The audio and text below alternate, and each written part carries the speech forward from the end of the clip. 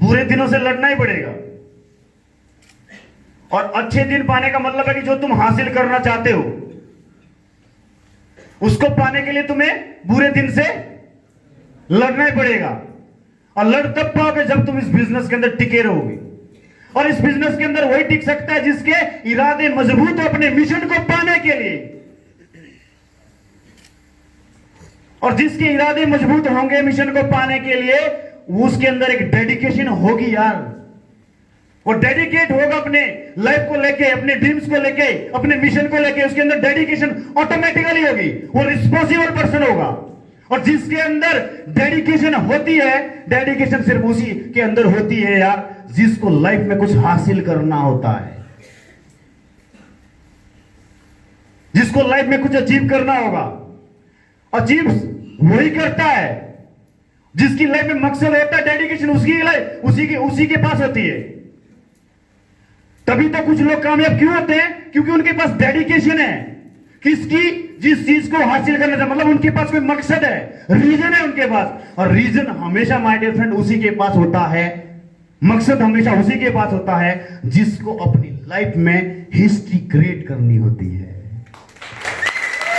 अगर तुम चाहते हो तुम्हारा नाम हो पूरे इंडिया में कि जब नेटवर्क मार्केटिंग का पन्ना उठे उसमें पहला नाम तुम्हारा है, अगर तुम्हारे पास ऐसा कोई मकसद होगा लाइफ में खुद के लिए, अगर तुम्हारे पास कोई मिशन होगा इस पूरे हिंदुस्तान को आगे बढ़ाने के लिए, 100% टाइम श्योर आपको कभी प्रॉब्लम आएगी नहीं। आप उस प्रॉब्लम को चीरते हुए उस मंजिल तक जाएंगे।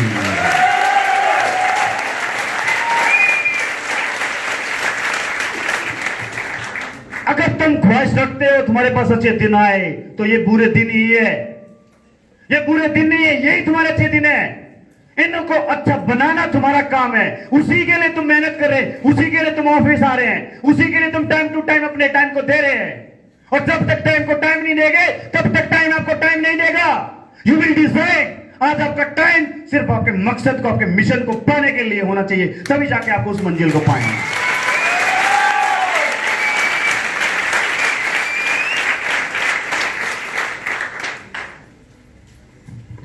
आज जो चीज आप सोच रहे हो उसको पा भी सकते हो। बिलीव करो उस चीज पे। हमने बिलीव किया, इन्होंने बिलीव किया, आप भी बिलीव करो अपने सपनों पे, अपनी लाइफ पे। ये 18 से 30 साल के बीच, मतलब 12 साल के तुम्हारे पास जिंदगी को बनाने के लिए है।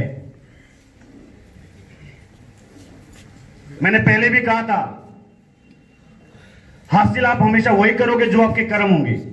कर्मों का फल तो भोगना पड़ेगा ही यार माय डियर फ्रेंड्स। कर्म फल से कोई बच नहीं सकता। आज जिसके पास जो है उसके कर्मों के द्वारा है, जिसके पास आज नहीं है वो भी उसके कर्मों के द्वारा ही है। और आप सोचते होंगे कर्म सिर्फ काम को बोला कहा जाता है कि भाई जो काम करेंगे वही पाओगे। आपने ग्रंथ भी पढ़े होंगे, गीता भी पढ़ी होगी, कुरान भी पढ़े होंगे, वेद भी पढ़े होंगे आपने। आपको लगता होगा कि भाई जो हम काम करेंगे वही नहीं। आज मैं बताना चाहूंगा आपको, बहुत अच्छे तरीके से समझाना चाहूंगा, कर्म का फल आपको 4 टाइप से भोगना ही पड़ेगा। कितने टाइप से? लाइट चली गई थोड़ी देर। भैया कैमरा मैन है, कितने टाइप से भोगना पड़ेगा? पहला, विचारों के माध्यम से। किसके माध्यम से?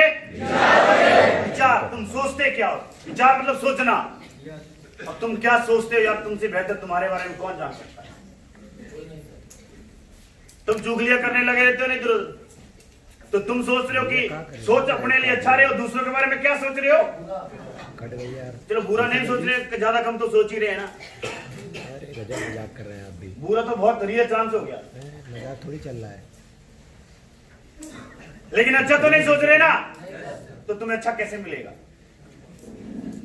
अरे तो चला, तुम कैसे उम्मीद कर लेते हो यार खुद से, और कैसे तुम दुआ करते हो खुदा से? ये तो खुदा की लिखी हुई बातें है। लेते आइए, पैसा हम दे देंगे, ले आइए। चलो आइए, चलो आइए। ये तो खुदा की लिखी हुई बातें है। चलवाइए पहले लाइट चलवाइए। तुम कैसे उम्मीद कर लेते हो? तुम किसी के बारे में क्या बोल के आ जाते हो? क्या विचार आ जाते हैं तुम्हारे मन में? विचार, तुम क्या सोच बैठते हो किसी के बारे में, और खुद के बारे में क्या सोच रहे हो, औरों के बारे में क्या सोच रहे हो? दूसरा होता है, पहला क्या कहा मैंने? विचारों के माध्यम। दूसरा होता है शब्दों के माध्यम से, बोलने के माध्यम से। मतलब जो तुम बोलते हो, तुम किसी के बारे में क्या बात कर रहे हो, कैसे बात कर रहे हो, कहां पे बात कर रहे हो, उसका भी तुम्हें फल भोगना पड़ेगा माय डियर फ्रेंड्स। उसमें साफ